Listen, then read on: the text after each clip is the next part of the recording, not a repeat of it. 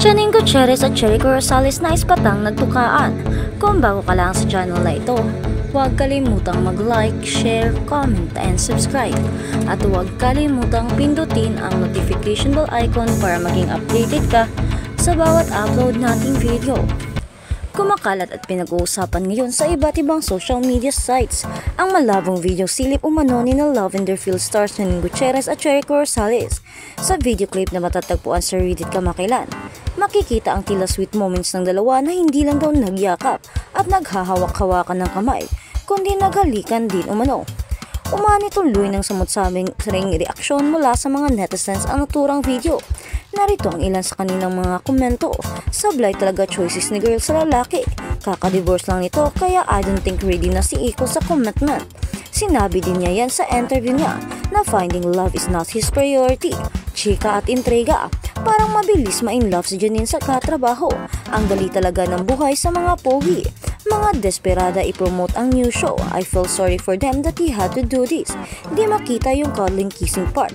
Pa-help naman times please. Wala rin akong nakita. Holding hands lang. Haha.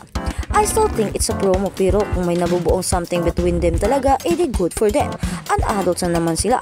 Kaso kasi ito si Iko, daming paugong na nililigawan daw si ganito, si ganyan. Kaya sus talaga, biglang yung kay Janine loot. Sa kasalukuyan, habang isinusulat ang artikulong ito, wala pang inilalabas na reaksyon o pahayag sina Janine at Jericho tungkol sa naturang intriga.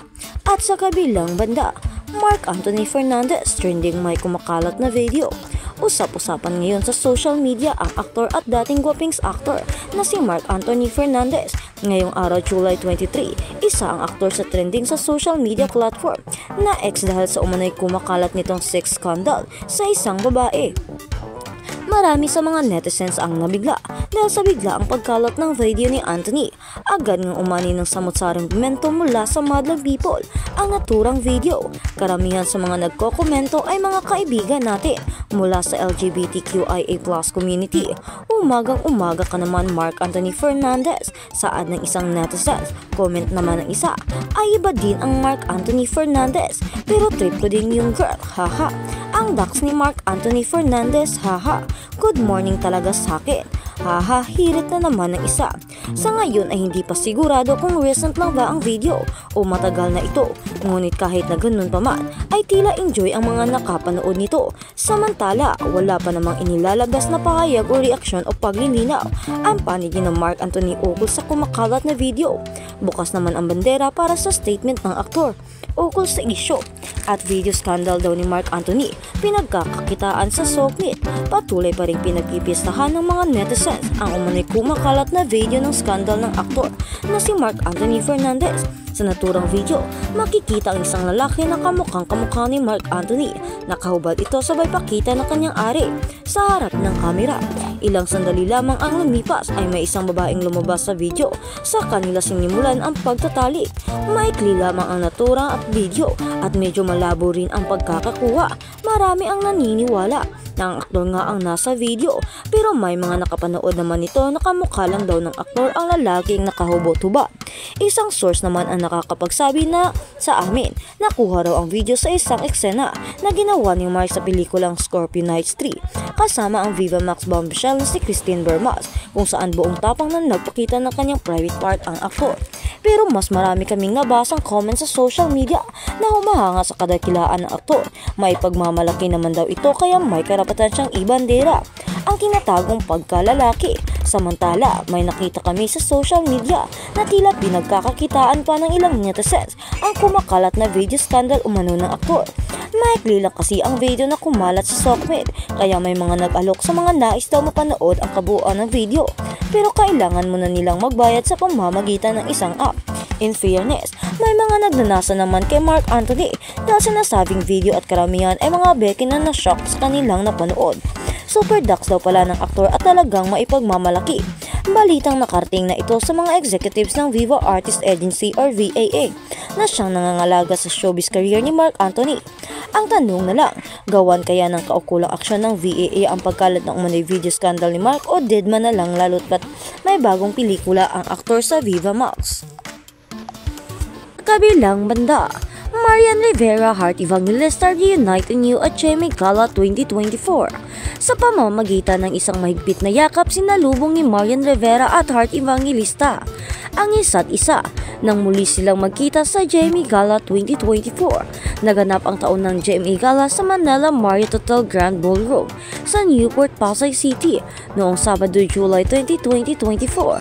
Sa Instagram stories ng makeup artist na si Mime Francisco, makikita ang video ni Marian at Heart na magkatabi habang sila ay kinukunan ng picture. Si Heart ay nakayapo sa biwang ni Marian habang si Marian naman ay nakahawak sa bewang at braso ni Heart. Sa hiwalay na Instagram post, ibinahagi naman ni Heart ang kuhang video niya sa GMA Gala kung saan dito ay makikita ang pagkikita nila ni Marian at pagbibisuhan. Tonight we celebrate love, post ni Heart with Marian. Sa comment section, kapansin-pansin ang pagre-reply ng misis ni Dingdong Dantes na si Marian.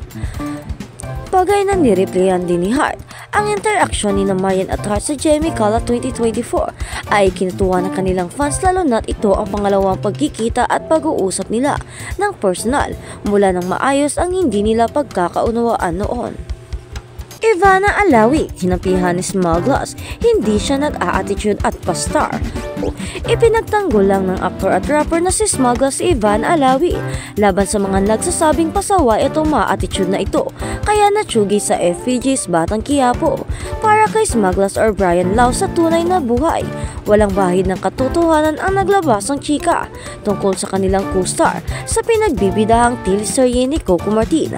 Ang naglabasan kasing balita, kaya raw nagdesisyon si Coco at ang buong production ng naturang kapamilya action series na tanggalin na ang karakter ni Ivana bilang si Bubbles ay dahil sa nag-a-attitude ito sa sex actress. Pahayag naman ni Smuggles na gumaganap bilang kidlat sa Batang Quiapo. Never as in never nilang naramdaman na nagpasaway si Ivana sa shooting o nag-prima donna sa set. Sa amin kasi kapag may lumulutang na ganyan, si Direk Coco kasi lahat pinupwes niya. Lahat iyan nakatono. Kumbaga nakatono para blend tayo. Sa tingin ko, sa pagtatanggal ni Ivana, di mo masasabing nag-a-attitude kasi si Ivana. Kapag kasama namin sa set, sobrang bait niya. Kalug rin siya. So kung paano mo siya nakikita, hindi naman siya pa-star. Pahayag pa ni Smuggles sa interview ng ABS-CBN. Pero ramdam naman niya ang respeto sa amin sa set at nakikita niya yon at sinusuklian niya, kaya maayos kami sa set. Pagtatanggol pa ni Smuggles kay Ivana sa naturang panayam. Dagdag pa niya, kasi bago pa naman namin niya nakasama sa Batang Quiapo, kasama na namin siya sa Probinsyano. Nagkakausap na kami noon, hindi pa siya leading lady. Ang role pa niya noon kina Ryan Eigenman, so nagkasama na kami sa dati, kaya hindi na bago. Siguro mas mainit lang ngayon kasi nga si Ivana na siya.